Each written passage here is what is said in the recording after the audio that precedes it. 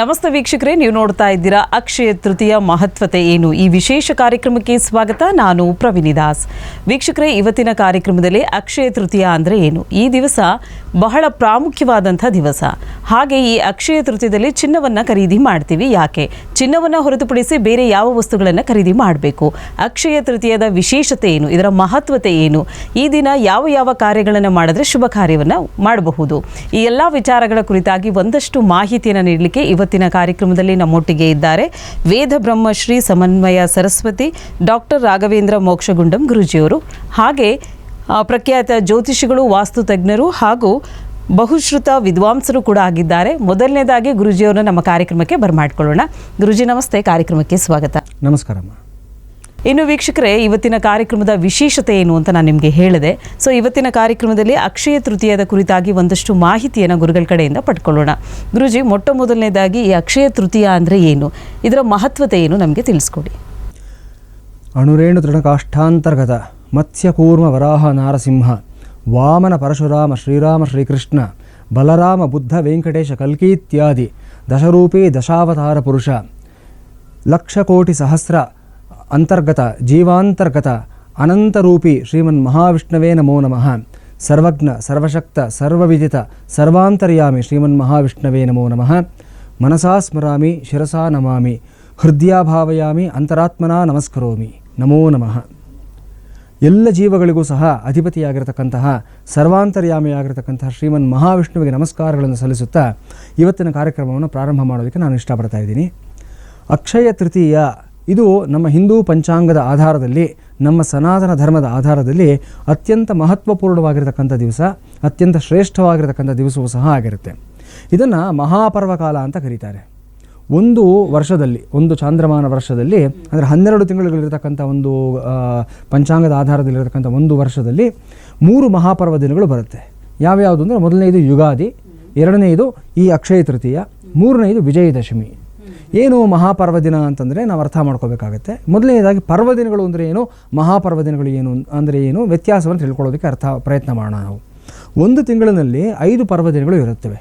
2 ಏಕಾದಶಿಗಳು, ಶುಕ್ಲ ಪಕ್ಷದಲ್ಲಿ ಬರುವಂಥ ಏಕಾದಶಿ, ಕೃಷ್ಣ ಪಕ್ಷದಲ್ಲಿ ಬರತಕ್ಕಂಥ ಏಕಾದಶಿ, ಪೌರ್ಣಿಮೆ, ಅಮಾವಾಸ್ಯೆ ಮತ್ತು ಸಂಕ್ರಮಣ.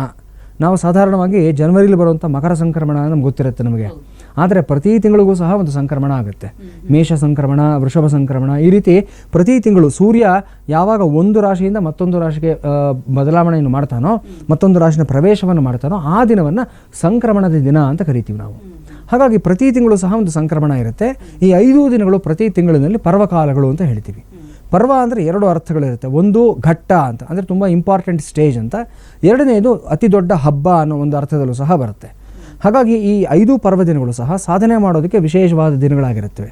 ಇದಲ್ಲದೆ ಒಂದು ವರ್ಷದಲ್ಲಿ ಮಹಾಪರ್ವ ಕಾಲಗಳು 3 ಇರುತ್ತವೆ. ಒಂದು ಚಾಂದ್ರಮಾನ ಯುಗಾದಿ, ಎರಡನೇದು ಈ ಅಕ್ಷಯ ತೃತೀಯ, ಮೂರನೇದು ವಿಜಯದಶಮಿ. ಏನು ಮಹಾಪರ್ವ ದಿನಗಳು ಅಂತಂದರೆ, ಈ ದಿನ ಯಾವುದೇ ದೋಷಗಳು ಸಹ ಇರೋದಿಲ್ಲ, ಯಾವುದೇ ಗ್ರಹ ದೋಷಗಳು ಇರೋದಿಲ್ಲ, ಕಾಲದ ಯಾವುದೇ ರೀತಿಯಾದಂಥ ಒಂದು ನಿರ್ಬಂಧಗಳು ನಮಗಿರೋದಿಲ್ಲ. ಪ್ರತಿದಿನ ನಮಗೆ ಈ ರಾಹುಕಾಲ, ಗುಳಿಕ ಕಾಲ, ಯಮಗಂಡ ಕಾಲ, ಅರ್ಧಪ್ರಹರ ಕಾಲ, ವರ್ಜ್ಯ, ದುರ್ಮುಹೂರ್ತ, ಈ ಪ್ರಕಾರವಾಗಿ ಕೆಲವು ನಿಷಿದ್ಧ ಕಾಲಗಳನ್ನು ಹೇಳ್ತೀವಿ ನಾವು ಪಂಚಾಂಗದ ಆಧಾರದಲ್ಲಿ. ಆ ಸಮಯದಲ್ಲಿ ಏನು ಶುಭ ಕಾರ್ಯಗಳನ್ನು ಮಾಡಬಾರ್ದು, ಕೆಲವು ತಿಥಿಗಳು ಒಳ್ಳೆಯದಲ್ಲ, ಕೆಲವು ಯೋಗಗಳು ಒಳ್ಳೆಯದಲ್ಲ, ಕೆಲವು ನಕ್ಷತ್ರಗಳು ನಮಗೆ ಶುಭವಲ್ಲ, ಇವೆಲ್ಲವೂ ಸಹ ನಮಗೆ ಪಂಚಾಂಗ ತಿಳಿಸ್ಕೊಡ್ತಾ ಹೋಗುತ್ತೆ ನಮಗೆ. ಆದರೆ ಈ ಮಹಾಪರ್ವ ದಿನಗಳಲ್ಲಿ ಇದು ಯಾವುದನ್ನು ನೋಡಬೇಕಾದ ಅವಶ್ಯಕತೆ ಇರೋದಿಲ್ಲ. ನಾವು ಏನೇ ಶುಭ ಕಾರ್ಯ ಮಾಡಬೇಕಾದರೂ ಸಹ, ಏನೇ ಒಂದು ಸಂಕಲ್ಪವನ್ನು ಮಾಡ್ಕೋಬೇಕಾದ್ರೆ, ಏನಾದರೂ ವಿಶೇಷವಾದ ಒಂದು ಕೆಲಸಕ್ಕೆ ಕೈ ಹಾಕಬೇಕಾದ್ರೆ, ಈ ಮಹಾಪರ್ವ ದಿನಗಳಲ್ಲಿ ಏನನ್ನು ನೋಡದೆ ನಾವು ಕೈ ಹಾಕಿದ್ದಾದರೂ ಸಹ ವಿಜಯ ನಮಗೆ ಕಟ್ಟಿಟ್ಟ ಬುತ್ತಿ ಅಂತ ಶಾಸ್ತ್ರ ನಮಗೆ ಹೇಳುತ್ತೆ. ಇದು ಅಕ್ಷಯ ತೃತೀಯ ಒಂದು ವೈಶಿಷ್ಟ್ಯ ಆಗಿರುತ್ತೆ, ಮೊದಲನೇದಾಗಿ ಹೇಳಬೇಕು ಅಂತಂದರೆ. ಓಕೆ ಗುರುಜಿ, ಇನ್ನು ಅಕ್ಷಯ ತೃತೀಯದಲ್ಲಿ ಎಲ್ಲರೂ ಮುಗಿ ಬೀಳುವಂಥದ್ದು ಅವತ್ತಿನ ದಿನ ಚಿನ್ನನ ಖರೀದಿ ಮಾಡಿದ್ರೆ ಅದು ಅಕ್ಷಯವಾಗುತ್ತೆ ಅಂತ ನಂಬಿಕೆ. ಇದು ನಿಜವಾ? ಅದನ್ನು ತಿಳಿಸ್ಕೊಡಿ. ಇದರೊಟ್ಟಿಗೆ ಈ ಚಿನ್ನವನ್ನು ಬಿಟ್ಟು ಬೇರೆ ಏನು ವಸ್ತುಗಳನ್ನು ನಾವು ಖರೀದಿ ಮಾಡಬಹುದು ಅಂತ. ನೋಡಿ, ಇದು ಕಲಿ ಪ್ರಭಾವ ಅಂತ ಹೇಳಬೇಕಾಗುತ್ತೆ. ಯಾಕಂದರೆ ಈಗ ನಾವು ಕಲಿಯುಗದಲ್ಲಿದ್ದೀವಿ. ನಮ್ಮ ಧರ್ಮದ ಆಧಾರದಲ್ಲಿ 4 ಯುಗಗಳಾಗಿ ಕಾಲವನ್ನು ವಿಭಜನೆಯನ್ನು ಮಾಡಿರೋದು ನಾವು ನೋಡ್ತೀವಿ. ನಾವು ಕೃತಯುಗ ಅಥವಾ ಸತ್ಯಯುಗ ಅಂತಲೂ ಸಹ ಕರಿತೀವಿ. ಕೃತಯುಗವನ್ನು ತ್ರೇತಾಯುಗ, ದ್ವಾಪರಯುಗ, ನಂತರ ಕಲಿಯುಗ ಅಂತ. ಈ ಕಲಿಯುಗದಲ್ಲಿ ಕಲಿಪುರುಷನ ಪ್ರಭಾವನೇ ಜಾಸ್ತಿ ಇರುತ್ತೆ. ಇವನು ಮನುಷ್ಯರ ಮನಸ್ಸನ್ನು ಎಷ್ಟರ ಮಟ್ಟಿಗೆ ಕೆಡಿಸ್ತಾನೆ ಅಂತಂದರೆ, ಎಲ್ಲ ಸಮಯದಲ್ಲೂ ಅಷ್ಟೇ ನಮಗೆ ಒಂದು ದುಷ್ಪ್ರೇರೇಪಣೆಯನ್ನು ಕೊಡ್ತಾ ಇರ್ತಾನೆ. ಕೆಟ್ಟ ದಾರಿನಲ್ಲಿ ಹೋಗೋ ಹಾಗೆ ನಮ್ಮ ಮನಸ್ಸನ್ನು ಸದಾಕಾಲ ಅವನು ಬೇರೆ ಕಡೆ ಎಳಿತಾ ಇರ್ತಾನೆ. ಅವನು ಈ ಕಲಿ ಪ್ರಭಾವವನ್ನು ಹೋಗಲಾಡಿಸ್ತಕ್ಕಂಥವನು ಯಾರು ಅಂದರೆ ಕಲ್ಕಿ ಆಗಿರ್ತಾನೆ. ಆ ಕಲ್ಕಿ ಯಾವಾಗ ಬರ್ತಾನೆ? ಕಲಿಯುಗದ ಅಂತ್ಯದಲ್ಲಿ ಬರ್ತಾನೆ. ಅಲ್ಲಿವರೆಗೂ ನಾವು ನಮ್ಮನ್ನು ನಾವು ಹೇಗೆ ಸಂರಕ್ಷಣೆ ಮಾಡ್ಕೋಬೇಕು ಅಂತಂದರೆ, ಶಾಸ್ತ್ರದ ಆಧಾರದಲ್ಲಿ ಹೇಳಿರತಕ್ಕಂಥ ಕೆಲವು ನಿಯಮಗಳನ್ನು, ಕೆಲವು ಆಚರಣೆಗಳನ್ನು ಆಯಾ ಸಮಯದಲ್ಲಿ ಮಾಡ್ಕೊಂಡು ಹೋಗೋದ್ರಿಂದ ಈ ಕಲಿ ಪ್ರಭಾವದಿಂದ ಹೊರಗಡೆ ಬರ್ತೀವಿ. ಕಲಿ ಪ್ರಭಾವ ಅಂದರೆ ಏನು? ಸಾಧಾರಣವಾಗಿ ಇವತ್ತು ನಾವು ನೋಡ್ತಾ ಇದ್ದೀವಿ, ನಮ್ಮ ಅವಶ್ಯಕತೆಗಿಂತ ಹೆಚ್ಚಿನ ಪದಾರ್ಥಗಳನ್ನು ಕೊಂಡ್ಕೊಳ್ತಾ ಇದ್ದೀವಿ. ಇವತ್ತು ಯಾರದೇ ಮನೆಯಲ್ಲಿ ನೋಡಿ 4 ಮೊಬೈಲ್ ಇರುತ್ತೆ, 3 ಗಾಡಿ ಇರುತ್ತೆ, ಪಾರ್ಕ್ ಮಾಡ್ಕೊಳ್ಳೋಕೆ ಜಾಗ ಇಲ್ಲದೆ ಆದರೂ ಸಹ ಗಾಡಿ ತೊಗೊಂಡಿರ್ತೀವಿ ನಾವು.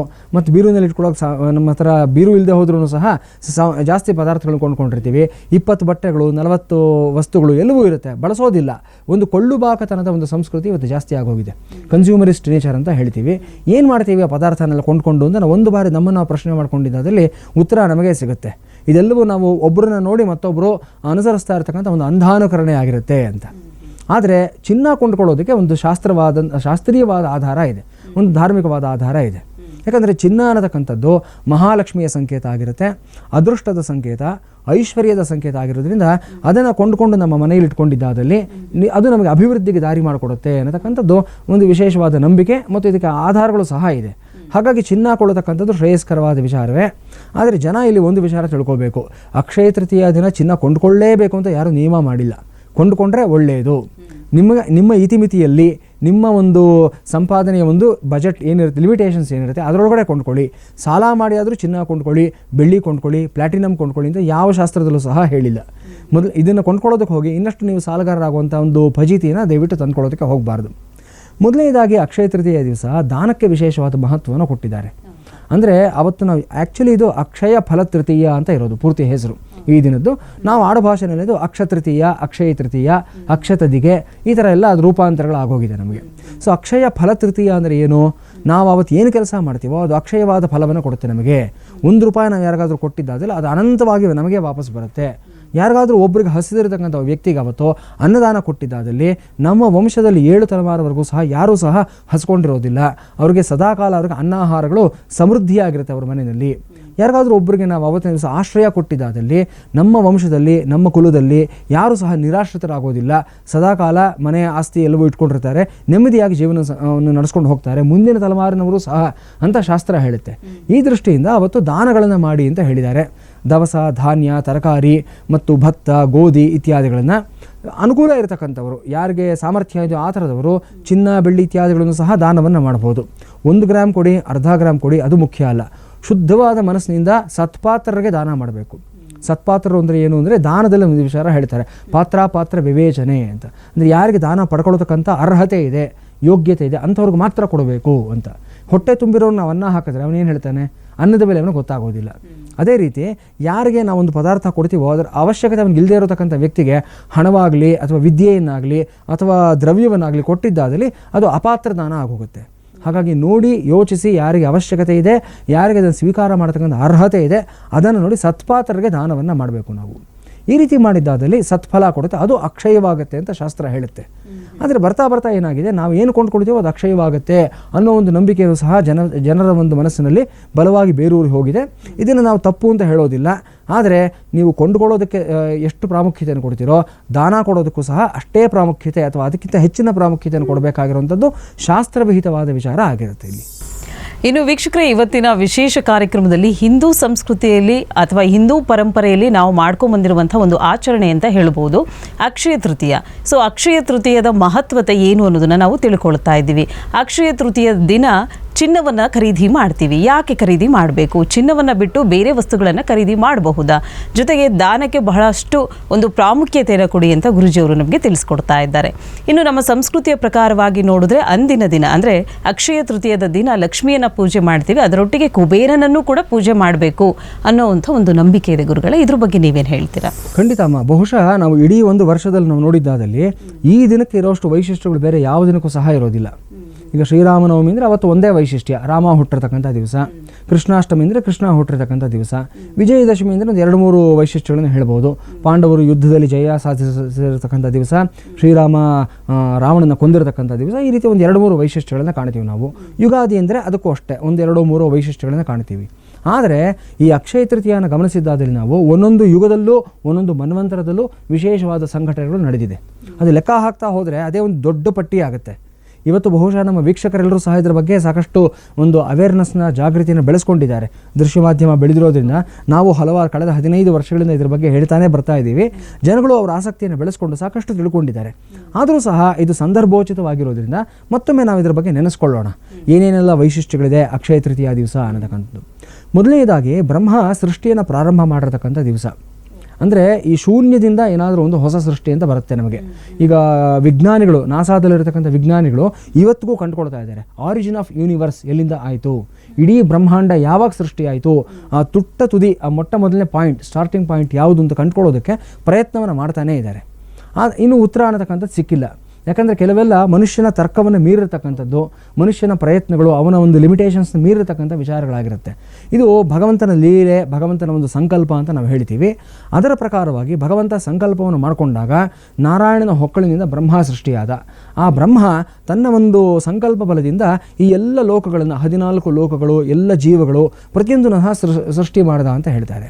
ಅದರಲ್ಲಿ ಕಾಲವನ್ನು ವಿಭಜನೆಯನ್ನು ಮಾಡ್ತಾ ಹೋಗ್ತಾನೆ. ಈಗ ನಾವು ಡೈಮೆನ್ಷನ್ಸ್ ಅಂತ ಹೇಳಬೇಕಾದಾಗ ನಾವು ಟೈಮ್ ಈಸ್ ಎ ಡೈಮೆನ್ಷನ್ ಅಂತ ಹೇಳ್ತೀವಿ. ಇವತ್ತಿಗೂ ಸಹ ಎಲ್ಲರ ಮನಸ್ಸಿನಲ್ಲಿರತಕ್ಕಂಥ ಒಂದು ಪ್ರಶ್ನೆ, ಕಾಲದಲ್ಲಿ ನಾವು ಪ್ರಯಾಣವನ್ನು ಮಾಡಬಹುದಾ, ಭೂತಕಾಲಕ್ಕೆ ಹೋಗ್ಬೋದಾ, ಭವಿಷ್ಯ ಕಾಲಕ್ಕೆ ಹೋಗ್ಬೋದಾ, ಟೈಮ್ ಟ್ರಾವೆಲಿಂಗ್ ಅನ್ನೋದು ಸಾಧ್ಯವಾ ಅನ್ನತಕ್ಕಂಥದ್ದು.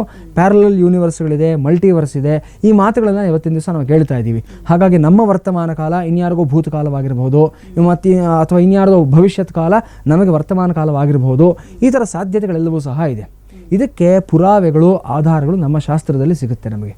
ನಾನು ಒಂದು ಸಣ್ಣ ತುಂಬ ಆಸಕ್ತಿಕರವಾಗಿರ್ತಕ್ಕಂಥ ಕಥೆಯನ್ನು ಹೇಳ್ತೀನಿ.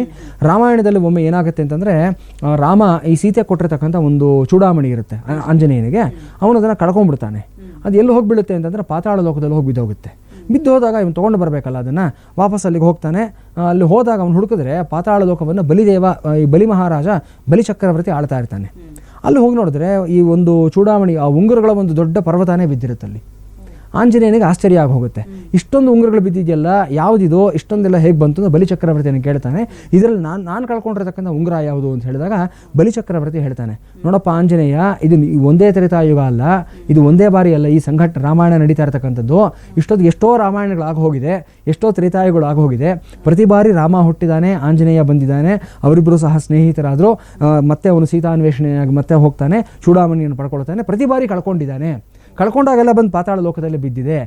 ಈ ರೀತಿ ಎಷ್ಟೋ ಆಂಜನೇಯರು ಬಂದು ಹೋಗಿದ್ದಾರೆ, ಇವಾಗ ನೀನು ಬಂದಿದ್ದೀಯಾ, ಇದರಲ್ಲಿ ನಿಂದು ಯಾವುದೋ ನೀನೇ ನೋಡಿ ಹುಡ್ಕೊಂಡು ತೊಗೊಂಡು ಹೋಗು ಅಂತ ಹೇಳ್ತಾನೆ. ಎಷ್ಟು ಒಂಥರ ರೋಮಾಂಚನವಾದಂಥ ಒಂದು ವಿಚಾರ. ಯಾಕಂದರೆ ಟೈಮ್ ಟ್ರಾವೆಲಿಂಗ್ ಅಂದರೆ ಟೈಮ್ ಅನ್ನೋದು ಮತ್ತೆ ಮತ್ತೆ ರಿಪೀಟ್ ಆಗುತ್ತೆ ಅಂತ ಹೇಳೋದಕ್ಕೆ ಇದು ಒಂದು ದೃಷ್ಟಾಂತ. ಸೊ ಹಾಗಾಗಿ ಒಂದು ಲೂಪ್ನಲ್ಲಿ ಎಲ್ಲೋ ಒಂದು ಕಡೆ ಇವೆಲ್ಲವೂ ಸಹ ಮತ್ತೆ ಮತ್ತೆ ನಡೀತಾ ಇರತಕ್ಕಂಥ ಸಾಧ್ಯತೆಗಳು ಇರುತ್ತೆ. ಆ ದೃಷ್ಟಿಯಲ್ಲಿ ತೆಗೆದುಕೊಂಡಾಗ ಮೊಟ್ಟ ಮೊದಲನೆಯದು ದ ಬಿಗಿನಿಂಗ್ ಪಾಯಿಂಟ್ ಅನ್ನೋದೊಂದಿರುತ್ತಲ್ಲ, ಅದು ಯಾವತ್ತಾಯಿತು, ಬ್ರಹ್ಮ ಸೃಷ್ಟಿಯನ್ನು ಮಾಡಿದಂಥ ಮೊದಲನೇ ದಿವಸ, ಮೊಟ್ಟ ಮೊದಲನೇ ಕೃತಿ ಈಗ ಯಾವತ್ತು ಪ್ರಾರಂಭ ಮಾಡ್ದ ಅಂದರೆ ಈ ಅಕ್ಷಯ ತೃತೀಯ ದಿವಸನೇ ಶುರು ಮಾಡಿದ ಬ್ರಹ್ಮ ಅಂತ ಭವಿಷ್ಯ ಪುರಾಣದಲ್ಲಿ ಈ ಮಾತನ್ನು ಹೇಳ್ತಾರೆ ನಮಗೆ. ಬ್ರಹ್ಮಾಂಡ ಪುರಾಣ, ಭವಿಷ್ಯ ಪುರಾಣ ಎರಡರಲ್ಲೂ ಸಹ ಹೇಳ್ತಾರೆ. ಸೊ ಆ ಒಂದು ನಿಟ್ಟಿನಲ್ಲಿ ತೆಗೆದುಕೊಂಡ್ರೆ ಇದು ಒಂದು ಬಿಗಿನಿಂಗ್ ಆಫ್ ಆಲ್ ಪಾಯಿಂಟ್ಸ್ ಅಂತ ಹೇಳ್ಬೋದು ಅಕ್ಷಯ ತೃತೀಯ ಅನ್ನತಕ್ಕಂಥದ್ದು. ಎರಡನೆಯದು ಗಂಗಾ ನದಿ ಏನಿದೆ, ಮನುಷ್ಯರನ್ನು ಉದ್ಧಾರ ಮಾಡೋದಕ್ಕೋಸ್ಕರವಾಗಿ ಭೂಲೋಕಕ್ಕೆ ಬಂದಿರತಕ್ಕಂಥದ್ದು. ಆ ಗಂಗೆ ದೇವಲೋಕದಿಂದ ಭೂಲೋಕಕ್ಕೆ ಬಂದಿರತಕ್ಕಂಥ ದಿವಸ ಈ ಅಕ್ಷಯ ತೃತೀಯ ದಿವಸ ಆಗಿರುತ್ತೆ. ಅದಕ್ಕೆ ಅಷ್ಟು ಮಹತ್ವವನ್ನು ಕೊಟ್ಟಿದ್ದಾರೆ. ಮತ್ತೊಂದು ದೃಷ್ಟಾಂತವನ್ನು ನಾವು ನೋಡಿದ್ದಾದಲ್ಲಿ, ಕುಬೇರ ಲಕ್ಷ್ಮಿಯನ್ನು ಪೂಜೆಯನ್ನು ಮಾಡಿ ಧನಪ್ರಾಪ್ತಿಯನ್ನು ಮಾಡಿಕೊಂಡು ದೇವಲೋಕದ ಖಜಾಂಚಿಯಾದಂಥ, ಅಂದರೆ ಈ ಫಿನಾನ್ಷಿಯಲ್ ಸೆಕ್ರೆಟರಿ ಅಥವಾ ಫಿನಾನ್ಷಿಯಲ್ ಮಿನಿಸ್ಟರ್ ಅಂತ ನಾವು ಏನು ಹೇಳ್ತೀವಿ, ಆ ಪೊಸಿಷನನ್ನು ಆತ ಪಡ್ಕೊಂಡಂಥ ದಿವಸ ಈ ಅಕ್ಷಯ ತೃತೀಯ ಆಗಿರುತ್ತೆ. ಇದೇ ಕಾರಣಕ್ಕೋಸ್ಕರ ಪ್ರತಿಯೊಬ್ಬರು ಸಹ ಬಂಗಾರವನ್ನು ಕೊಳ್ಳುವಂಥದ್ದು, ಅದು ಸಮಂಜಸ ಶಾಸ್ತ್ರಾಧಾರವಾದ ವಿಚಾರವೂ ಸಹ ಆಗಿರುತ್ತೆ. ಕುಬೇರನೇ ಲಕ್ಷ್ಮಿಯನ್ನು ಪೂಜೆ ಮಾಡಿ ಆಕೆಯನ್ನು ಒಲಿಸ್ಕೊಂಡು ಸಮೃದ್ಧಿ ಸಂಪತ್ತನ್ನೆಲ್ಲ ಪಡ್ಕೊಂಡಾಗ ನಾವು ಸಹ ಅವತ್ತಿನ ದಿವಸ ಲಕ್ಷ್ಮೀ ಸ್ವರೂಪವಾದಂಥ ಬಂಗಾರವನ್ನು, ಬೆಳ್ಳಿಯನ್ನು, ಇನ್ಯಾವುದಾದ್ರೂ ಒಂದು ಅತ್ಯಮೂಲ್ಯವಾದಂಥ ಒಂದು ಆಭರಣವನ್ನು ಅಥವಾ ಒಂದು ಲೋಹವನ್ನು ತಂದು ಮನೆಯಲ್ಲಿ ಇಟ್ಕೊಂಡಿದ್ದಾದಲ್ಲಿ ಖಂಡಿತವಾಗಲೂ ನಮ್ಮ ಮನೆಯಲ್ಲೂ ಸಹ ಅಕ್ಷಯ ಸಂಪತ್ತು ಬರುತ್ತೆ ಅನ್ನೋದು ನಂಬಿಕೆ ಮತ್ತು ಅದಕ್ಕೆ ಆಧಾರವೂ ಸಹ ಇದೆ. ಈ ರೀತಿ ಕುಬೇರ ಸಹ ಧನಪ್ರಾಪ್ತಿಯನ್ನು ಪಡ್ಕೊಂಡಂಥ ದಿವಸ ಅದಾಗಿರುತ್ತೆ. ಇನ್ನು ನಾವು ಹಲವಾರು ದೃಷ್ಟಾಂತಗಳನ್ನು ನೋಡ್ತಾ ಹೋಗಿದ್ದಾದರೆ ಇದು ಪರಶುರಾಮ ಜಯಂತಿಯೂ ಸಹ ಆಗಿರುತ್ತೆ. ಮಹಾವಿಷ್ಣುವಿನ 6ನೇ ಅವತಾರವಾಗಿರತಕ್ಕಂಥ ಪರಶುರಾಮ ಅಕ್ಷಯ ತೃತೀಯ ದಿವಸನೇ ಹುಟ್ಟಿರತಕ್ಕಂಥದ್ದಾಗಿರುತ್ತೆ. ಇನ್ನು ದ್ರೌಪದಿಗೆ ಸಾಕ್ಷಾತ್ ಶ್ರೀಕೃಷ್ಣ ಪರಮಾತ್ಮ ಈ ಅಕ್ಷಯ ಪಾತ್ರೆಯನ್ನು ಕೊಟ್ಟಂಥ ದಿವಸವೂ ಸಹ ಆಗಿರುತ್ತೆ. ಸೊ ಹಾಗಾಗಿ ಆವತ್ತಿನ ದಿವಸ ವಿಶೇಷವಾಗಿ ಹೆಣ್ಣು ಮಕ್ಕಳು ನಿಮ್ಮ ಅಣ್ಣಂದರಿಂದ ತಮ್ಮಂದರಿಂದ ಒಂದು ವಿಶೇಷವಾದ ಪಾತ್ರೆಯನ್ನು ತೆಗೆದುಕೊಳ್ಳಿ. ಈ ಸೂಕ್ಷ್ಮಗಳನ್ನು ನಾವು ಗಮನಿಸ್ಕೋಬೇಕು ಜೀವನದಲ್ಲಿ ಏನು ಮಾಡಬೇಕು ಅನ್ನತಕ್ಕಂಥದ್ದು. ನೋಡಿ, ಪಾಂಡವರು ಇದರಲ್ಲಿದ್ದಾಗ ಅರಣ್ಯವಾಸದಲ್ಲಿದ್ದಾಗ ಅವರನ್ನು ಪರೀಕ್ಷೆ ಮಾಡೋದಕ್ಕೋಸ್ಕರವಾಗಿ ದೂರ್ವಾಸ ಮುನಿ ತನ್ನ ಶಿಷ್ಯರನ್ನೆಲ್ಲರೂ ಸೇರಿಸಿಕೊಂಡು ಅಲ್ಲಿ ಬರ್ತಾನೆ. ನನಗೆ ಔತಣವನ್ನು ಕೊಡು, ಆತಿಥ್ಯವನ್ನು ಮಾಡು ಅಂತ ಹೇಳ್ತಾರೆ.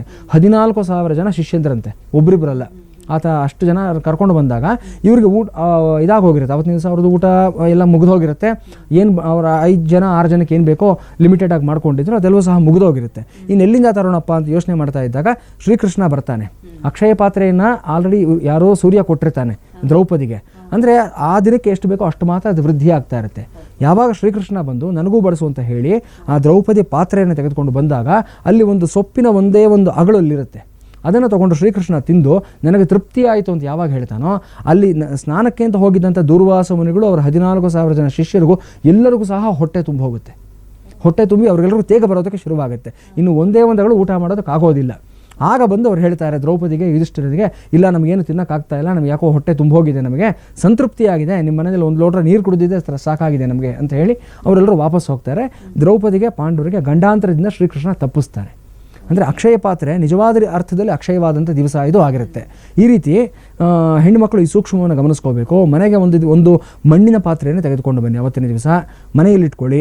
ನಿಮ್ಮ ಅಣ್ಣ ತಮ್ಮಂದರನ್ನು ಕರೀರಿ, ಅವ್ರಿಗೆ ಊಟ ಬಡಿಸಿ, ಅವರು ತೃಪ್ತಿಯಾಗೋ ಹಾಗೆ ನೋಡ್ಕೊಳ್ಳಿ. ಅವರು ಒಂದು ಮನಸ್ಸಿನಿಂದ ಹಾರೈಸ್ತಕ್ಕಂಥ ಒಂದು ಹಾರೈಕೆ ನಿಮಗೆ ಸದಾಕಾಲ ರಕ್ಷಾಕವಚವಾಗಿ ನಿಮ್ಮನ್ನು ಕಾಪಾಡುತ್ತೆ. ಈ ದ್ರೌಪದಿ ಮಾಡಿದಂಥ ಒಂದು ಪ್ರಕ್ರಿಯೆಯನ್ನು ನೀವು ಮಾಡಿದ್ದಾದಲ್ಲಿ ಈ ರಹಸ್ಯವನ್ನು ನಿಮ್ಮ ಜೀವನದಲ್ಲಿ ನೀವು ಅಳವಡಿಸ್ಕೊಳ್ಬಹುದು.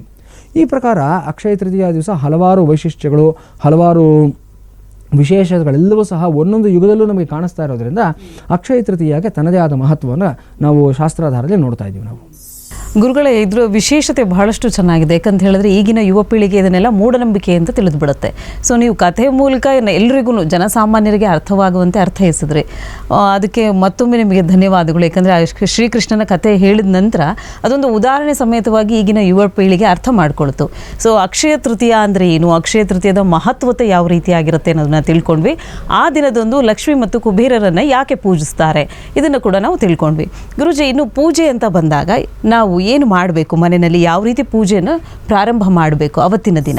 ಖಂಡಿತಮ್ಮ, ಪೂಜೆಗೆ ಮೊದಲು ಸ್ನಾನಕ್ಕೆ ಮಹತ್ವವನ್ನು ಕೊಟ್ಟಿದ್ದಾರೆ. ಆವತ್ತಿನ ದಿವಸ ಯಾರಿಗೆ ಅನುಕೂಲ ಇರುತ್ತೋ ಆ ಥರದವರು ಗಂಗಾ ಸ್ನಾನವನ್ನೇ ಮಾಡಿ ಅಂತ ಹೇಳಿದ್ದಾರೆ. ಅಂದರೆ ಈಗ ಗಂಗೆ ಉತ್ತರ ಭಾರತದಲ್ಲಿರೋದ್ರಿಂದ ಪ್ರತಿಯೊಬ್ಬರು ಅಲ್ಲಿಗೆ ಹೋಗೋದಕ್ಕೆ ಸಾಧ್ಯವಾಗೋದಿಲ್ಲ. ಯಾರಾದರೂ ಈ ಕಾಶಿ ಯಾತ್ರೆಗಳು ಇತ್ಯಾದಿಗಳು ಹೋಗಿದ್ದಂಥವರು ಗಂಗಾಜಲವನ್ನು ತಂದಿರ್ತಾರೆ, ಅಥವಾ ಬಹುಶಃ ನೀವೇ ಹೋಗಿದ್ದರೂ ಸಹ ಗಂಗಾಜಲವನ್ನು ತಂದುಕೊಂಡಿರ್ತೀರ. ಅದು ಒಂದು ಡ್ರಾಪ್, ಒಂದು ಹನಿಯನ್ನು ನೀವು ಸ್ನಾನ ಮಾಡ್ತಕ್ಕಂಥ ನೀರಿಗೆ ಬೆರೆಸ್ಕೊಳ್ಳಿ. ಅವತ್ತಿನ ದಿವಸ ಬೆರೆಸಿ ಅದು ಇಡೀ ನೀರು ಗಂಗೆ ಆಗುತ್ತೆ. ಮಂತ್ರ, ಶ್ಲೋಕ ಇತ್ಯಾದಿ ಗೊತ್ತಿದ್ದಂಥ ವ್ಯಕ್ತಿಗಳು ಅದಕ್ಕೆ ನಿಮ್ಮ ಎರಡೂ ಕೈಗಳನ್ನು ಈ ರೀತಿ ಅಧೋಮುಖವಾಗಿ ಆ ನೀರಿನ ಪಾತ್ರೆ, ಬಕೀಟ್ ಆಗಲಿ, ಕೊಳಗ ಆಗಲಿ, ಏನಿರುತ್ತೋ ಬಿಂದಿಗೆ ಆಗಲಿ, ಅದಕ್ಕೆ ಈ ರೀತಿ ತೋರಿಸ್ಕೊಂಡು ಆ ಗಂಗಾ ಶ್ಲೋಕಗಳನ್ನು ಹೇಳ್ಕೋಬೇಕು ಅವತ್ತಿನ ದಿವಸ. ಹರಿರ್ನಾರಾಯಣೋ ಗಂಗಾ, ಗಂಗಾ ನಾರಾಯಣೋ ಹರಿಹಿ, ಹರಿರ್ವಿಶ್ವೇಶ್ವರೋ ಗಂಗಾ, ಗಂಗಾ ವಿಶ್ವೇಶ್ವರೋ ಹರಿಹಿ, ಗಂಗೆ ಚ ಯಮುನೆ ಚೈವ ಗೋದಾವರಿ ಸರಸ್ವತಿ ನರ್ಮದಾ ಸಿಂಧು ಕಾವೇರಿ ಜಲೇಸ್ಮಿನ್ ಸನ್ನಿಧಿಂ ಕುರು. ಗಂಗಾ ಗಂಗೇತಿ ಯೋ ಬ್ರೂಯಾತ್ ಯೋಜನಾನಾಂ ಶತೈರಪಿ ಮುಚ್ಯತೆ ಸರ್ವಪಾಪೇಭ್ಯೋ ವಿಷ್ಣುಲೋಕಂ ಸಗಚ್ಚತಿ. ನಂದಿನಿ ನಳಿನಿ ಸೀತಾ ಮಾಲಿನಿ ಚ ಮಹಾಪಗ ವಿಷ್ಣುಪಾದಾಬ್ಜ ಸಂಭೂತ ಗಂಗಾ ತ್ರಿಪಥಗಾಮಿನಿ. ಭಾಗೀರಥಿ ಭೋಗವತಿ ಜಾಹ್ನವಿ ತ್ರಿದಶೇಶ್ವರಿ. ದ್ವಾದಶೈತಾನಿ ನಾಮಾನಿ ಯತ್ರ ಯತ್ರ ಜಲಾಶಯೇ ಸ್ನಾನಕಾಲೇ ಪಠೆ ನಿತ್ಯಂ ಮಹಾಪಾತಕನಾಶನಂ. ಇದು ಗಂಗಾದೇವಿಗೆ ಸಂಬಂಧಪಟ್ಟಂಥ ಒಂದು ಸ್ತೋತ್ರ. ಈ ಸ್ತೋತ್ರದಲ್ಲಿ 12 ನಾಮಗಳು ಬರುತ್ತೆ. ಇದನ್ನು ಹೇಳಿಕೊಂಡು ಅಧೋಮುಖವಾಗಿ ನಮ್ಮ ಕೈಯನ್ನು ಈ ರೀತಿ ತೋರಿಸ್ಕೊಂಡು ಆ ಗಂಗೆಗೆ ನಾವು ಅಭಿಮುಖವಾಗಿ ಇಟ್ಕೊಂಡು ಹೇಳಿದಾಗ ಅಲ್ಲಿ ಗಂಗೆ ಬರ್ತಾಳೆ. ಆ ಗಂಗೆಯ ಒಂದು ಆವಾಸ ಸ್ಥಾನ ಅದಾಗುತ್ತೆ. ಗಂಗೆ ಎಷ್ಟು ಪವಿತ್ರ, ಅಲ್ಲಿರತಕ್ಕಂಥ ನೀರು ಗಂಗೆ ಎಷ್ಟು ಪವಿತ್ರವಾಗುತ್ತೆ ಅಂತ ಹೇಳ್ತಾರೆ. ನಂತರ ಆ ನೀರಿನಿಂದ ನಾವು ಸ್ನಾನವನ್ನು ಮಾಡಬೇಕು. ಆ ನೀರಿನಿಂದ ಸ್ನಾನವನ್ನು ಮಾಡಿದಾಗ ನಮ್ಮ ಮೈಯಿ, ನಮ್ಮ ಮನಸ್ಸು ಎಲ್ಲವೂ ಸಹ ಶುದ್ಧಿಯಾಗುತ್ತೆ. ನಮ್ಮಲ್ಲಿ ಇರಬಹುದಾದ ನಕಾರಾತ್ಮಕವಾದಂಥ ಒಂದು ಎನರ್ಜಿ ಆಗಲಿ, ವೈಬ್ರೇಷನ್ಸ್ ಆಗಲಿ, ಎಲ್ಲವೂ ನಮ್ಮ ಶರೀರವನ್ನು ಬಿಟ್ಟು ಹೋಗುತ್ತೆ. ನದಿ ಸ್ನಾನ ಮತ್ತು ದಿವ್ಯಮಂಗಳ ಸ್ನಾನಗಳನ್ನು ಈ ಪರ್ವಕಾಲಗಳಲ್ಲಿ ಯಾಕೆ ಮಾಡಬೇಕು ಅಂತಂದರೆ 2 ರೀತಿಯ ಅನುಕೂಲಗಳಾಗುತ್ತೆ ನಮಗೆ. ಒಂದು, ದೇಹಕ್ಕಿರತಕ್ಕಂಥ ರೋಗಗಳು ನಿವಾರಣೆಯಾಗುತ್ತೆ, ಅದನ್ನು ವ್ಯಾಧಿ ಅಂತ ಕರೀತಾರೆ. ಇನ್ನೊಂದು, ಮನಸ್ಸಿಗಿರತಕ್ಕಂಥ ರೋಗಗಳು ಸಹ ನಿವಾರಣೆಯಾಗುತ್ತೆ. ಆಧಿ ಅಂತ ಕರೀತಾರೆ. ಆಧಿ ವ್ಯಾಧಿ ಅಂತ ಎರಡನ್ನೂ ಸಹ ಹೇಳ್ತಾರೆ. ಎಷ್ಟೋ ಬಾರಿ ಏನಾಗುತ್ತೆ, ಕೆಲವರಿಗೆ ಈ ಸೈಕಲಾಜಿಕಲ್ ಪ್ರಾಬ್ಲಮ್ಸು, ಡಿಸಾರ್ಡರ್ಸು ಇವೆಲ್ಲ ಸಹ ಇರುತ್ತೆ. ಡಾಕ್ಟರ್ ಹತ್ರ ಹೋಗ್ತಾರೆ, ಅವರೆಲ್ಲ ಚೆಕ್ ಮಾಡ್ತಾರೆ, ಎಲ್ಲ ಫಸ್ಟ್ ಕ್ಲಾಸ್ ಆಗಿದೆ, ನಿಮಗೆ ಏನು ಸಮಸ್ಯೆ ಇಲ್ಲ, ಬಿ ಪಿ ಚೆನ್ನಾಗಿದೆ, ಇದು ಪ್ರಾಬ್ಲಮ್ ಏನಿಲ್ಲ, ಶುಗರ್ ಪ್ರಾಬ್ಲಮ್ ಇಲ್ಲ, ಥೈರಾಯ್ಡ್ ಇಲ್ಲ, ಏನೂ ಇಲ್ಲ, ನೀವು ಎರಡು ದಿವಸ ನೀವು ಪಾಸಿಟಿವ್ ಆಗಿರಿ ಅಂತ ಹೇಳ್ಬಿಟ್ಟು ಕಳಿಸ್ಕೊಡ್ತಾರೆ. ಬಟ್ ಇವರು ಒಳಗೆ ಏನು ನಡೀತಾ ಇದೆ ಅನ್ನೋದನ್ನು ವಿಜ್ಞಾನ ಕಂಡುಕೊಳ್ಳೋದಕ್ಕೆ ಸಾಧ್ಯವಾಗೋದಿಲ್ಲ. ಅದಕ್ಕೆ ಮನೋರೋಗಕ್ಕೆ ಮದ್ದಿಲ್ಲ ಅಂತ ಕೆಲವೊಂದು ಗಾದೆ ಮಾತೆ ಸಹ ಇದೆ ನಮಗೆ. ಅಂಥ ವ್ಯಕ್ತಿಗಳು ಬಹಳಷ್ಟು ಜನ ಇವತ್ತು ನಾವು ನೋಡ್ತಾ ಇದ್ದೀವಿ. ಡಿಪ್ರೆಷನ್ಗೆ ತುತ್ತಾಗಿರ್ತಾರೆ, ಇಲ್ಲ ಸಣ್ಣ ಸಣ್ಣ ವಿಷಯಗಳಿಗೂ ಸಹ ಕೊರಗು ಹೋಗ್ತಾರೆ, ತುಂಬ ಬೇಗ ಒಂದು ಇನ್ಫೀರಿಯಾರಿಟಿ ಕಾಂಪ್ಲೆಕ್ಸ್ನ ಬೆಳೆಸ್ಕೊಂಡ್ಬಿಡ್ತಾರೆ, ಯಾವುದೋ ಒಂದು ವಿಷಯಕ್ಕೆ ಕೊರಗುತ್ತಾ ಇರ್ತಾರೆ. ಅವರು ಕಳ್ಕೊಂಡಿರ್ತಕ್ಕಂಥ ವ್ಯಕ್ತಿ ಆಗ್ಬೋದು, ದೂರವಾಗಿರ್ತಕ್ಕಂಥ ಸಂಬಂಧಗಳಾಗಿರ್ಬೋದು, ಇದೆಲ್ಲವೂ ತುಂಬ ಕುಗ್ಗಿಸ್ಬಿಡುತ್ತೆ ಅವರಿಗೆ. ಎಷ್ಟೋ ಬಾರಿ ಹೇಳ್ಕೊಳ್ಳೋದಕ್ಕಾಗೋದಿಲ್ಲ, ಹತ್ತಿರದವರು ಅಂತ ಯಾರೂ ಇರೋದಿಲ್ಲ. ಇಂತಹ ಸಮಸ್ಯೆಗಳಿದ್ದಂಥ ವ್ಯಕ್ತಿಗಳು ವಿಶೇಷವಾಗಿ ಅವತ್ತಿನ ದಿವಸ ಗಂಗಾ ಸ್ನಾನವನ್ನು ಮಾಡಬೇಕು. ಯಾಕಂದರೆ ಮನೋರೋಗವನ್ನು ನಿವಾರಣೆ ಮಾಡತಕ್ಕಂಥದ್ದು ಗಂಗಾ ಸ್ನಾನ ಅಥವಾ ಪುಣ್ಯ ನದಿ ಸ್ನಾನಗಳಾಗಿರುತ್ತೆ. ಗಂಗಾ ಸ್ನಾನ ಆಗಲಿಲ್ಲ ಅಂತಂದರೆ ಕಾವೇರಿಗೆ ಹೋಗಿ, ಕಪಿಲಾಗೆ ಹೋಗಿ, ನೇತ್ರಾವತಿಗೆ ಹೋಗಿ, ನಿಮ್ಮ ಮನೆ ಹತ್ತಿರ ಯಾವ ಒಂದು ಪುಣ್ಯ ನದಿ ಇದೆಯೋ, ದೇವನದಿ ಇದೆಯೋ ಅಲ್ಲಿ ಹೋಗಿ ಸ್ನಾನವನ್ನು ಮಾಡ್ಕೊಳ್ಳಿ. ಅಥವಾ ಯಾವುದೇ ಒಂದು ಪುಣ್ಯ ನದಿಯ ನೀರನ್ನು ನಿಮ್ಮ ಮನೆಯಲ್ಲೇ, ನಿಮ್ಮ ಮನೆ ಬಚ್ಚಲಮನೆಯಲ್ಲಿರತಕ್ಕಂಥ ನೀರಿಗೆ ಮಿಕ್ಸ್ ಮಾಡಿ ಈ ಶ್ಲೋಕಗಳನ್ನು ಹೇಳಿಕೊಂಡು ಸ್ನಾನವನ್ನು ಮಾಡಿ ಪರಿಶುದ್ಧರಾಗ್ತೀರ. ಅದಾದ 7ರಿಂದ 21 ದಿವಸದೊಳಗಡೆ ವಿಶೇಷವಾದ ಚೈತನ್ಯ ನಿಮ್ಮಲ್ಲಿ ಬರುತ್ತೆ, ಒಂದು ವಿಶೇಷವಾದ ಪಾಸಿಟಿವ್ನೆಸ್ ನಿಮ್ಮಲ್ಲಿ ಬರುತ್ತೆ. ಇದು ಅನುಭವದಿಂದ ಖಂಡಿತವಾಗ್ಲೂ ಗೊತ್ತಾಗುತ್ತೆ. ಈ ರೀತಿ ಸ್ನಾನವನ್ನು ಮೊದಲು ಮಾಡ್ಕೋಬೇಕಾಗತ್ತೆ. ನಂತರ ಏನು ಮಾಡಬೇಕು ಅಂತಂದರೆ ಪೂಜೆ. ನೀವು ಕೇಳಿದ ಹಾಗೆ ಪೂಜೆಯಲ್ಲಿ ಮೊದಲನೇದಾಗಿ ಇಷ್ಟದೇವತಾ ಕುಲದೇವತಾ ಪೂಜೆ. ನಿಮ್ಮ ಇಷ್ಟ ದೇವತೆಗಳು ಯಾರಿರ್ತಾರೆ ಅವರನ್ನು ಪೂಜೆಯನ್ನು ಮಾಡಿ, ನಿಮ್ಮ ಕುಲದೇವರು ಮನೆದೇವರು ಅಂತ ಯಾರಿರ್ತಾರೆ ಯಾವುದೇ ಕಾರಣಕ್ಕೂ ಆ ದೇವರನ್ನ ಕಡೆಗಣಿಸಬಾರ್ದು. ನಾವು ಏನೇ ವಿಶೇಷವಾದ ಹೋಮ, ಏನೇ ವಿಶೇಷವಾದ ಪೂಜೆಯನ್ನು ಮಾಡಿದ್ರೂ ಸಹ ಕುಲದೇವತೆ ಮತ್ತು ಇಷ್ಟ ದೇವತೆ ಇವರನ್ನ ನಾವು ಕಡೆಗಣಿಸಬಾರ್ದು. ಮತ್ತು ಕುಲಗುರುಗಳು ಅಂತ ಇರ್ತಾರೆ, ನಿಮ್ಮ ತಂದೆ ತಾತನ ಕಾಲದಿಂದ ನಿಮ್ಮ ಮನೆಗೆ ಪೌರೋಹಿತ್ಯಕ್ಕೆ ಬಂದಿರತಕ್ಕಂಥವ್ರಾಗ್ಬೋದು ಅಥವಾ ನಿಮಗೆ ಮಾರ್ಗದರ್ಶನ ಮಾಡಿರ್ತಕ್ಕಂಥ ಗುರುಗಳಾಗಿರ್ಬೋದು, ಅವ್ರನ್ನ ಕಡೆಗಣಿಸಬೇಡಿ. ಯಾರ ಕೈಲಾದರೂ ಪೂಜೆಯನ್ನು ಮಾಡಿಸ್ಕೊಳ್ಳಿ. ಅವರನ್ನು ಕರೆದು ಒಂದು ಬ್ರಹ್ಮಸ್ಥಾನ ಅಂತ ಅವರು ಕೊಟ್ಟು ಅವ್ರನ್ನ ಕೂಡಿಸಿ ಅವ್ರಿಗೊಂದು ಗೌರವ ಕೊಡಬೇಕು. ಆವಾಗ ನಿಮ್ಮ ಮನೆಗೆ ಎಲ್ಲವೂ ಸಹ ಸುಭಿಕ್ಷವಾಗಿ ನಡ್ಕೊಂಡು ಹೋಗುತ್ತೆ. ನಂತರ ವಿಶೇಷವಾದ ಪೂಜೆಗಳನ್ನು ಅವತ್ತಿನ ದಿವಸ ಮಾಡಬಹುದು. ಈ ವಿಶೇಷವಾದ ಪೂಜೆಗಳಲ್ಲಿ ಮೊದಲನೇದಾಗಿ ಕೃಷ್ಣನ ಪೂಜೆಗೆ ವಿಶೇಷವಾದ ಸ್ಥಾನವನ್ನು ಕೊಟ್ಟಿದ್ದಾರೆ ಇಲ್ಲಿ. ಅದರಲ್ಲೂ ಸಹ ಕೃಷ್ಣನಿಗೆ ಚಂದನವನ್ನು ಲೇಪನ ಮಾಡಬೇಕು ಅಂತ ಭವಿಷ್ಯ ಪುರಾಣದಲ್ಲಿ ಹೇಳಿದ್ದಾರೆ. ಆವತ್ತಿನ ದಿವಸ ಯಾರು ಕೃಷ್ಣನಿಗೆ ಅಕ್ಷಯ ತೃತೀಯ ದಿವಸ ಚಂದನವನ್ನು ಲೇಪನವನ್ನು ಮಾಡ್ತಾರೋ ಅವರು ಎಲ್ಲ ಸಂಪತ್ತುಗಳನ್ನು, ಅಷ್ಟೈಶ್ವರ್ಯಗಳನ್ನು ಪಡ್ಕೊಳ್ತಾರೆ ಅಂತ ಶಾಸ್ತ್ರ ಹೇಳಿದೆ. ಇದು ವಿಶೇಷವಾಗಿರ್ತಕ್ಕಂಥದ್ದು, ಇದನ್ನು ಅನುಸರಿಸ್ಕೋಬೇಕಾಗತ್ತೆ. ಇದರ ಜೊತೆಯಲ್ಲಿ ಅವತ್ತಿನ ದಿವಸ ಕುಬೇರನ ಪೂಜೆಯನ್ನು ಸಹ ಮಾಡಬಹುದು, ಮಹಾಲಕ್ಷ್ಮಿ ಪೂಜೆಯನ್ನು ಸಹ ಮಾಡಬಹುದು. ಈ ಲಕ್ಷ್ಮೀ ಕುಬೇರ ಹೋಮ ಅಂತ ವಿಶೇಷವಾದ ಒಂದು ಹೋಮ ಇದೆ. ಆ ಕ್ರಮ ಗೊತ್ತಿರತಕ್ಕಂಥ ಪುರೋಹಿತರನ್ನು ಕರೆಸಿ ಸರಿಯಾದ ರೀತಿಯಲ್ಲಿ ಮಾಡಿದ್ದಾದಲ್ಲಿ ಒಳ್ಳೆಯ ಫಲಿತಾಂಶವನ್ನು ಪಡ್ಕೊಳ್ತೀರಾ. ಇಲ್ಲ ನಾವು ಲಕ್ಷ್ಮೀ ಆರಾಧನೆಯನ್ನು ಮಾಡ್ತೀರಾ ಅನ್ನತಕ್ಕಂಥವ್ರು ಯಾರಾದರೂ ಇದ್ದರೆ ಅವರಿಗೆ ಒಂದು ಸೂಕ್ಷ್ಮವನ್ನು ನಾನು ನಿಮಗೆ ಹೇಳ್ತೀನಿ. ಬರೀ ಲಕ್ಷ್ಮಿಯನ್ನು ಆರಾಧನೆ ಮಾಡಿದ್ದಾದಲ್ಲಿ ನಿಮಗೆ ಬಂದಂಥ ಸಂಪತ್ತಾಗಲಿ ದುಡ್ಡಾಗಲಿ ಸ್ಥಿರವಾಗಿ ನಿಮ್ಮ ಹತ್ರ ನಿಲ್ಲೋದಿಲ್ಲ. ಯಾಕಂದರೆ ಲಕ್ಷ್ಮೀ ಸ್ವಭಾವತಃ ಚಂಚಲೆಯಾಗಿರ್ತಾಳೆ. ಆ ಲಕ್ಷ್ಮಿ, ಚಂಚಲೆಯಾದಂಥ ಲಕ್ಷ್ಮಿಯನ್ನು ನಿಶ್ಚಲೆ ಮಾಡಬೇಕು ಅಂತಂದರೆ ಲಕ್ಷ್ಮಿಯ ಜೊತೆ ನಾರಾಯಣನ ಪೂಜೆಯನ್ನು ಸಹ ಮಾಡಬೇಕಾಗುತ್ತೆ. ಹೀಗಾಗಿ ಲಕ್ಷ್ಮೀನಾರಾಯಣ ಹೃದಯ ಪಾರಾಯಣವನ್ನು ಮಾಡಿಸಬೇಕು. ವಿಶೇಷವಾದಂಥ ಫಲಪ್ರದವಾದ ಸಿದ್ಧಿಯನ್ನು ಕೊಡ್ತಕ್ಕಂಥದ್ದು ಇದು ಲಕ್ಷ್ಮೀನಾರಾಯಣ ಹೃದಯ. ಇದನ್ನು ಸಂಪುಟೀಕರಣ ಕ್ರಮದಲ್ಲಿ ಇಲ್ಲ ಸಂಕಲೀಕರಣ ಕ್ರಮದಲ್ಲಿ ಸರಿಯಾದ ಕ್ರಮ ಗೊತ್ತಿರತಕ್ಕಂಥ ಪುರೋಹಿತರು, ಆಚಾರ್ಯರ ಮಾರ್ಗದರ್ಶನದಲ್ಲಿ ಮಾಡಿ ನಿಶ್ಚಯವಾಗಿ ಫಲ ಲಭಿಸುತ್ತೆ ನಿಮಗೆ ಅದರಲ್ಲಿ. ಇಲ್ಲ ಲಕ್ಷ್ಮೀನಾರಾಯಣ ಹೋಮವನ್ನು ಮಾಡಿಸಬಹುದು, ಭಾಗವತ ಪಾರಾಯಣವನ್ನು ಮಾಡಿಸಬಹುದು, ಭಗವದ್ಗೀತೆ ಪಾರಾಯಣವನ್ನು ಸಹ ಮಾಡಿಸಬಹುದು ಅವತ್ತಿನ ದಿವಸ. ಈ ರೀತಿ ಇಲ್ಲ ದ್ವಾದಶಾಕ್ಷರಿ ಮಂತ್ರ ಓಂ ನಮೋ ಭಗವತೆ ವಾಸುದೇವಾಯ ಇದರಲ್ಲಿ ಹೋಮವನ್ನು ಮಾಡಬಹುದು. ಓಂ ನಮೋ ನಾರಾಯಣಾಯ ಅಷ್ಟಾಕ್ಷರಿ ಮಂತ್ರದಲ್ಲಿ ಹೋಮವನ್ನು ಮಾಡಬಹುದು. ಶ್ರೀ ಸೂಕ್ತ ಅಂತ ಮಹಾಲಕ್ಷ್ಮಿಗೆ ಸಂಬಂಧಪಟ್ಟಂಥ ಒಂದು ಮಂತ್ರ ಭಾಗ ಇದೆ. ಈ ಶ್ರೀ ಸೂಕ್ತದಲ್ಲಿ ಕುಂಕುಮ ಕೇಸರಿ ಏನು ನಮಗೆ ಸ್ಯಾಫ್ರನ್ ಅಂತ ಏನು ಸಿಗುತ್ತೆ, ಇದನ್ನು ಮಿಶ್ರಣ ಮಾಡಿರ್ತಕ್ಕಂಥ ಹಸುವಿನ ಹಾಲು ಅಥವಾ ಶುದ್ಧವಾದ ಯಾವುದೇ ಹಾಲು, ಇದರಿಂದ ಲಕ್ಷ್ಮೀ ವಿಗ್ರಹಕ್ಕೆ ಅಥವಾ ಲಕ್ಷ್ಮೀ ಮೇರು ನಿಮ್ಮ ಮನೆಯಲ್ಲಿ ಇದ್ದಿದ್ದಾದಲ್ಲಿ ಅದಕ್ಕೆ ಒಂದು ಲಕ್ಷ್ಮೀ ಕಾಯಿನ್ಗಾಗಲಿ ಶ್ರೀ ಸೂಕ್ತದಲ್ಲಿ ಅಭಿಷೇಕವನ್ನು ಮಾಡಿದ್ದಾದಲ್ಲಿ ವಿಶೇಷವಾದ ಧನಪ್ರಾಪ್ತಿ, ಐಶ್ವರ್ಯ ಪ್ರಾಪ್ತಿ ಎಲ್ಲವೂ ಸಹ ನಿಮಗೆ ಲಭಿಸುತ್ತೆ. ಪೆಂಡಿಂಗ್ ಇರತಕ್ಕಂಥ ಒಂದು ನಿಮಗೆ ಬೋನಸ್ಗಳಾಗಲಿ, ಇನ್ಕ್ರಿಮೆಂಟ್ಸ್ ಆಗಲಿ ಅಥವಾ ಆಫೀಸ್ನಲ್ಲಿ ನಿಮಗೆ ಸಿಗಬೇಕಾಗಿರ್ತಕ್ಕಂಥ ಪ್ರಮೋಷನ್ಸ್ ಆಗಲಿ, ಬಿಸ್ನೆಸ್ನಲ್ಲಿ ಎಕ್ಸ್ಪ್ಯಾನ್ಷನ್ಸ್ ಆಗಲಿ, ಪ್ರತಿಯೊಂದು ಸಹ ಮುಂದಿನ 1 ಮಂಡಲದಿಂದ 2 ಮಂಡಲದೊಳಗಡೆ ಸಿಗುತ್ತೆ ನಿಮಗೆ. ಇದು ನಿಶ್ಚಯ, ಯಾವುದೇ ಅನುಮಾನ ಇಲ್ಲ ಇದರಲ್ಲಿ. 1 ಮಂಡಲ ಅಂದರೆ 48 ದಿನ, 2 ಮಂಡಲ ಅಂದರೆ 96 ದಿನ. ಅಕ್ಷಯ ತೃತೀಯ ದಿವಸ ನೀವು ಮಾಡಿದ್ದಾದಲ್ಲಿ ನಿಶ್ಚಯವಾಗಿ 1 ಮಂಡಲದೊಳಗಡೆ ನಿಮಗೆ ಈ ಫಲ ಲಭಿಸುತ್ತೆ. ಇಲ್ಲೆಲ್ಲ ಮಾಡೋ ಕಷ್ಟ ಆಗುತ್ತೆ, ಸಾವಿರಾರು ರೂಪಾಯಿ ಖರ್ಚಾಗುತ್ತೆ ಅನ್ನತಕ್ಕಂಥವ್ರು ತುಂಬ ಸರಳವಾಗಿರ್ತಕ್ಕಂಥದ್ದು ಕಮಲಾಕ್ಷಿ ಬೀಜಗಳು ಅಂತ ಸಿಗುತ್ತೆ. ಈ ಬರೀ ಬೀಜಗಳನ್ನು 108 ಬೀಜ, 54 ಬೀಜ ಇಲ್ಲ 27 ಬೀಜಗಳನ್ನು ತಗೊಂಡು ಬಂದು ಅದನ್ನು ಕಡಲೆಕಾಯಿ ಎಣ್ಣೆ, ಯಾಕಂದರೆ ಕಡಲೆಕಾಯಿ ಅನ್ನತಕ್ಕಂಥದ್ದು ಲಕ್ಷ್ಮಿಗೆ ತುಂಬ ಪ್ರಿಯವಾಗಿರ್ತಕ್ಕಂಥದ್ದು. ನಾವು ಅದಕ್ಕೆ ಕಡಲೆಬೇಳೆ ಪಾಯಸ ಮಾಡೋದು, ಹಯಗ್ರೀವ ಅಂತ ಮಾಡ್ತಕ್ಕಂಥದ್ದು, ಕಡಲೆಬೇಳೆ ಒಬ್ಬಟ್ಟನ್ನು ಮಾಡಿ ಮಹಾಲಕ್ಷ್ಮಿಗೆ ನೈವೇದ್ಯ ಮಾಡ್ತಕ್ಕಂಥದ್ದು, ಕಡಲೆಕಾಯಿಯಿಂದ ತೆಗೆದಿರತಕ್ಕಂಥ ಶುದ್ಧವಾದ ಎಣ್ಣೆ. ಈ ಎಣ್ಣೆಯಲ್ಲಿ ಈ ಕಮಲಾಕ್ಷಿ ಬೀಜಗಳನ್ನು ನೆನೆಸಿಡಬೇಕು 24 ಗಂಟೆ ಗಂಟೆಗಳ ಕಾಲ ಹಿಂದಿನ ದಿವಸ ನೆನೆಸಿಡಬೇಕು. ಅಕ್ಷಯ ತೃತೀಯ ಹಿಂದಿನ ದಿವಸ. ಮಾರನೇ ದಿವಸ ಅದನ್ನು ತೆಗೆದು ಶುದ್ಧಿ ಮಾಡಿ 9 ಕಮಲಾಕ್ಷಿ ಬೀಜಗಳು, 5 ಗೋಮತಿ ಚಕ್ರಗಳು, 2 ಅರಿಶಿಣದ ಕೊಂಬು, ಇದರ ಜೊತೆಯಲ್ಲಿ 9 ಹುಣಸೆ ಬೀಜ ಇದೆಲ್ಲವನ್ನು ಸೇರಿಸಿ ಒಂದು ಪ್ರೆಸ್ ಕವರ್ನಲ್ಲೋ ಪೌಚ್ನಲ್ಲೋ ಹಾಕಿ ಅದನ್ನು ರಹಸ್ಯವಾಗಿ ನಿಮ್ಮ ಹ್ಯಾಂಡ್ ಬ್ಯಾಗ್ನಲ್ಲಾದರೂ ಇಟ್ಕೋಬಹುದು, ಇಲ್ಲ ನೀವು ಒಡವೆ ವಸ್ತು ನಿಮ್ಮ ದುಡ್ಡು ಕಾಸು ಇಟ್ಕೊಳ್ತಕ್ಕಂಥ ಲಾಕರ್ನಲ್ಲಾದರೂ ಇಟ್ಕೋಬಹುದು. ಇದನ್ನು ಇಟ್ಕೊಳ್ಳಿ, ಸಂಪತ್ತು ನಿಮಗೆ ಸ್ಥಿರವಾಗುತ್ತೆ. ತುಂಬ ಸರಳವಾಗಿರ್ತಕ್ಕಂಥ ಪರಿಹಾರ, ಹೆಚ್ಚಿಗೆ ಏನು ಖರ್ಚಾಗೋದಿಲ್ಲ. ಇಲ್ಲ ಕೆಲವರು ಧಾರಣೆ ಮಾಡೋದಕ್ಕೆ ಇಷ್ಟಪಡ್ತಾರೆ ಸರವನ್ನು, ಆ ಥರದವರು ಅಷ್ಟೇ ಕಮಲಾಕ್ಷಿ ಬೀಜದ ಸರಗಳನ್ನು ಇದೇ ರೀತಿ ಈ ಕಡಲೆಕಾಯಿ ಎಣ್ಣೆಯಲ್ಲಿ ನೆನೆಸಿಬಿಟ್ಟು ನೀವು ಅದನ್ನು ಶುದ್ಧಿ ಮಾಡಿ ಮಾರನೇ ದಿವಸ ಸೂರ್ಯನ ಬೀಳತಕ್ಕಂಥ ಜಾಗದಲ್ಲಿ 1 ಗಂಟೆಯ ಕಾಲ ಇಟ್ಟಿರಿ. ನಂತರ ಅದನ್ನು ತಗೊಂಡು ಶುದ್ಧಿ ಮಾಡಿ ಒರೆಸ್ಬಿಟ್ಟು ಅದನ್ನು ಧಾರಣೆಯನ್ನು ಮಾಡ್ಕೋಬಹುದು.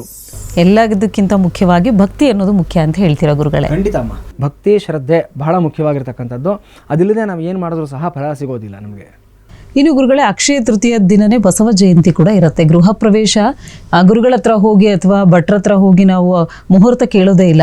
ಆ ದಿನ ಗೃಹ ಪ್ರವೇಶ ಮಾಡಿದ್ರೆ ಒಳ್ಳೇದಂತೆ ಅಂತ ನಮಗೆ ಕಾನ್ಸೆಪ್ಟ್ ಬಂದ್ಬಿಟ್ಟಿರುತ್ತೆ. ಆ ದಿನ ಗೃಹ ಪ್ರವೇಶವನ್ನು ಇಟ್ಕೊಳ್ತಾರೆ. ನೀವು ಇದ್ರ ಬಗ್ಗೆ ಏನು ಹೇಳ್ತೀರಾ? ಇದೆಷ್ಟು ಸರಿ ಅಂತ? ಖಂಡಿತ ಅಮ್ಮ, ಇದು ಖಂಡಿತ ತಪ್ಪು ನಾವು ಹೇಳೋದಕ್ಕಾಗೋದಿಲ್ಲ. ಗೃಹ ಪ್ರವೇಶ ಆಗಲಿ, ಮದುವೆ ಆಗಲಿ, ಮುಂಜಿ ಆಗಲಿ, ಈಗ ಅಕ್ಷಯ ತೃತೀಯ ಬಂದಂಥ 2 ದಿನಗಳಿಗೆ ಶಂಕರ ಜಯಂತಿಯಿಂದ ಬರುತ್ತೆ. ಶಂಕರ ಜಯಂತಿ ದಿವಸ ಉಪನಯನ ಮಾಡೋದಕ್ಕೆ ಏನೂ ನೋಡಬೇಕಾಗಿಲ್ಲ ಅನ್ನೋದು ಸಹ ಒಂದು ಬಲವಾದ ಪ್ರತೀತಿ ಬಂದುಬಿಟ್ಟಿದೆ. ಸಾಧಾರಣವಾದ ದಿನಗಳಲ್ಲಿ ಏನಾಗುತ್ತೆ, ಈಗ ಗೃಹ ಪ್ರವೇಶ ಮಾಡಬೇಕಾದ್ರೆ ಮನೆ ಯಜಮಾನನಿಗೆ ಯಜಮಾನತಿಗೆ ಇಬ್ಬರಿಗೂ ಸಹ ತಾರಾಬಲ ಇರಬೇಕು, ಗುರುಬಲ ಇರಬೇಕು, ಮತ್ತು ಅವರ ಜಾತಕದ ಪ್ರಕಾರ ನಡೀತಾ ಇರತಕ್ಕಂಥ ದಶಾಭುಕ್ತಿಗಳನ್ನು ನೋಡಬೇಕು. ಅಷ್ಟಮಾಧಿಪತಿ ದಶೆ ಆಗಲಿ ಇದಾಗಲಿ ಭುಕ್ತಿ ಆಗಲಿ, ವ್ಯಯಸ್ಥಾನಾಧಿಪತಿಯ ದಶ ಅಥವಾ ಭುಕ್ತಿ ಆಗಲಿ ನಡೀತಾ ಇರಬಾರ್ದು. ಇವೆಲ್ಲವನ್ನು ನೋಡಬೇಕಾಗತ್ತೆ. ಆದರೆ ಇದು ಮಹಾಪರ್ವಕಾಲ ಆಗಿರೋದ್ರಿಂದ ಇದೇನಾಗುತ್ತೆ, ನಾನು ಆಗಲೇ ಹೇಳಿದ ಹಾಗೆ ದೇವಾನು ದೇವತೆಗಳು, ಎಲ್ಲ ಗ್ರಹಗಳು ಎಲ್ಲವೂ ನಮಗೆ ಒಂದು ರೀತಿ ಪೂರಕವಾಗಿರುತ್ತೆ. ಸೊ ಇಲ್ಲಿ ಟೋಟಲ್ ಯೂನಿವರ್ಸ್ನಲ್ಲಿ ವೈಬ್ರೇಷನ್, ಪಾಸಿಟಿವ್ ವೈಬ್ರೇಷನ್ ಜಾಸ್ತಿ ಇರುತ್ತೆ. ಸೊ ಆ ಸತ್ಕಾಲವನ್ನು ನಾವು ಬಳಸ್ಕೋಬೇಕು. ನಾವು ಈಗ ಒಂದು ಮುಹೂರ್ತ ಇಟ್ಟಾಗಲೂ ಅಷ್ಟೇ ಒಂದು ಸೀಕ್ರೆಟನ್ನು ನಾನು ಹೇಳ್ತೀನಿ. ಎಷ್ಟೋ ಜನ ಜ್ಯೋತಿಷಿಗಳು ಸಹ ಇದನ್ನು ತಿಳ್ಕೊಂಡು ಅಳವಡಿಸ್ಕೊಳ್ಬಹುದು. ಒಂದು ಮುಹೂರ್ತ ಅಂತ ನಾವು ಫಿಕ್ಸ್ ಮಾಡಿದಾಗ, ಮುಹೂರ್ತ ಅಂದರೆ 48 ನಿಮಿಷಗಳು, 2 ಘಳಿಗೆಗಳು ಸೇರಿರ್ತಕ್ಕಂಥ ಕಾಲಕ್ಕೆ ಮುಹೂರ್ತ ಅಂತ ಹೇಳ್ತೀವಿ. 1 ಘಳಿಗೆ ಅಂದರೆ 24 ನಿಮಿಷಗಳು. ಒಂದು ಲಗ್ನ ಅಂದರೆ ಅಪ್ರಾಕ್ಸಿಮೇಟ್ಲಿ 2 ಅವರ್ಸ್ ಇರುತ್ತೆ. ಈ 2 ಗಂಟೆ ಕಾಲದ ಒಂದು ಲಗ್ನದಲ್ಲಿ, ಈಗ ಮದುವೆಗೆ ಒಂದು ಲಗ್ನ ಅಂತ ಇಟ್ಟಿರ್ತೀವಿ ನಾವು. ಸೊ ಅದರ ಯಾವ ಸಮಯವನ್ನು ಗ್ರಹಿಸಬೇಕು ಆ 2 ಗಂಟೆಯಲ್ಲಿ ಅಂದರೆ ಪುಷ್ಕರಾಂಶ ಅಂತ ಇರುತ್ತೆ.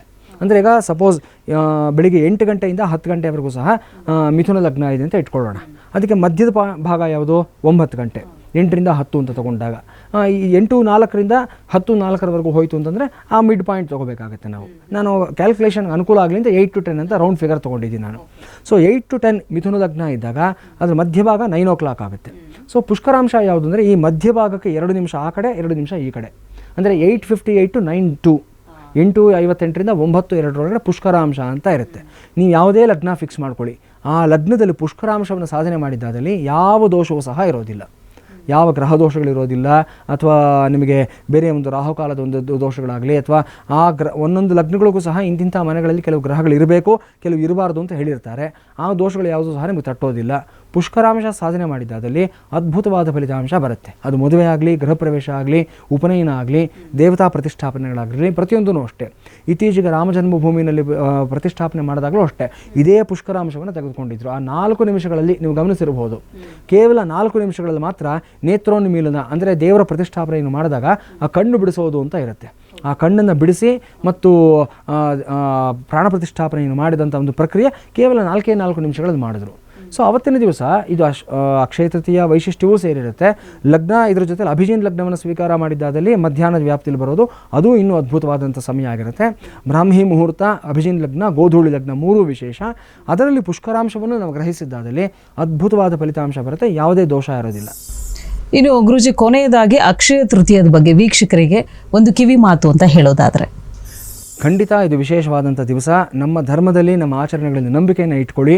ನೀವೆಲ್ಲರೂ ಸಹ ಕೊಂಡ್ಕೊಳ್ಳಿ, ಏನು ತಪ್ಪೇನಿಲ್ಲ. ನಿಮ್ಮ ಮನಸ್ಸಿಗೆ ಹಿತವಾಗಿರತಕ್ಕಂಥ ಪದಾರ್ಥಗಳು, ಅದು ದವಸ ಧಾನ್ಯಗಳಾಗಿರ್ಬೋದು, ಬಟ್ಟೆ ಆಗಿರ್ಬೋದು, ಅಥವಾ ವಿಶೇಷವಾದ ಲೋಹಗಳು, ಚಿನ್ನ ಬೆಳ್ಳಿ ಇತ್ಯಾದಿಗಳಾಗಿರ್ಬೋದು, ಕೊಂಡುಕೊಳ್ಳಿ. ಆದರೆ ಅವತ್ತಿನ ದಿವಸ ದಾನಕ್ಕೂ ಮಹತ್ವವನ್ನು ಕೊಡಿ.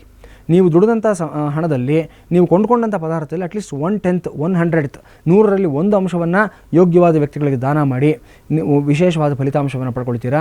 ನಿಮ್ಮ ಮನೆಯ ಹಿರೀಕರನ್ನು ನೆನೆಸ್ಕೊಳ್ಳಿ. ಅವತ್ತಿನ ದಿವಸ ಸಾಧ್ಯವಾದರೆ ತರ್ಪಣಾದಿಗಳನ್ನು ಕೊಡಿ. ಅವ್ರ ಹೆಸರಲ್ಲಿ ಏನಾದರೂ ಒಂದು ದಾನಾದಿಗಳನ್ನು ಮಾಡಿ ಒಳ್ಳೆಯ ಫಲಿತಾಂಶವನ್ನು ಪಡ್ಕೊಳ್ತೀರಾ. ಅನುಕೂಲ ಇದ್ದಂಥವರು ಮನೆದೇವರ ಸನ್ನಿಧಾನಕ್ಕೆ ಹೋಗ್ಬಿಟ್ಟು ಬನ್ನಿ, ಇಲ್ಲ ವಿಶೇಷವಾದ ನದಿ ಸ್ನಾನಗಳು ಇತ್ಯಾದಿಗಳನ್ನು ಮಾಡಿ ಖಂಡಿತವಾಗಲೂ ಇದೆಲ್ಲವೂ ಸಹ ನಿಮ್ಮನ್ನು ಕಾಪಾಡುತ್ತೆ. ಸ್ವಧರ್ಮೇ ನಿಧನಂ ಶ್ರೇಯ ಪರಧರ್ಮೇ ಭಯಾವಹ ಅಂತ ಶ್ರೀಕೃಷ್ಣ ಪರಮಾತ್ಮ ಹೇಳಿರೋ ಪ್ರಕಾರವಾಗಿ ನಮ್ಮ ಧರ್ಮದಲ್ಲೇ ನಾವು ಇಲ್ಲೇ ಬಾಳಿ ಬದುಕಿ ನಿಧನವಾಗಿ ಮತ್ತೆ ಇದೇ ಸನಾತನ ಧರ್ಮದಲ್ಲಿ ಹುಟ್ಟತಕ್ಕಂಥದ್ದೇ ನನಗೆ ಅತ್ಯಂತ ಶ್ರೇಯಸ್ಕರವಾಗಿರುವಂಥದ್ದು. ಅದನ್ನೇ ನಾನು ಸದಾ ಕೋರ್ಕೊಳ್ತಕ್ಕಂಥ ವ್ಯಕ್ತಿಯಾಗಬೇಕು ಅನ್ನುವಂಥದ್ದು ಪ್ರತಿಯೊಬ್ಬ ಸನಾತನ ಧರ್ಮದ ಅನುಸಾರವನ್ನು ಮಾಡ್ತಕ್ಕಂಥ ವ್ಯಕ್ತಿಯ ಒಂದು ಕೋರಿಕೆ ಆಗಿರಬೇಕಾಗಿರುತ್ತೆ. ಗುರುಜಿ, ಇದುವರೆಗೂ ಕಾರ್ಯಕ್ರಮದಲ್ಲಿ ಭಾಗವಹಿಸಿ ಅಕ್ಷಯ ತೃತೀಯದ ಕುರಿತಾಗಿ, ಅದರ ಮಹತ್ವದ ಕುರಿತಾಗಿ ಒಂದಷ್ಟು ಮಾಹಿತಿಯನ್ನು ವೀಕ್ಷಕರಿಗೆ ತಿಳಿ ಹೇಳಿದ್ದೀರಾ. ಧನ್ಯವಾದಗಳು ತಮಗೆ. ಧನ್ಯವಾದ ವೀಕ್ಷಕರೇ, ಇದಾಗಿತ್ತು ಇವತ್ತಿನ ವಿಶೇಷ ಕಾರ್ಯಕ್ರಮ. ಮತ್ತೆ ನಿಮ್ಮ ಭೇಟಿ ಮುಂದಿನ ಸಂಚಿಕೆಯಲ್ಲಿ. ಧನ್ಯವಾದಗಳು.